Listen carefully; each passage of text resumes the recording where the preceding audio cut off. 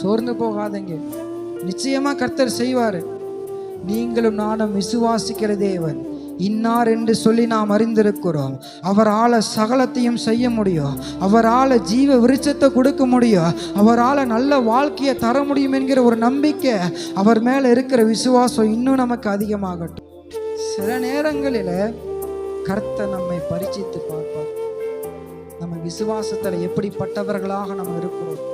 Wait பண்ண வைப்பார்.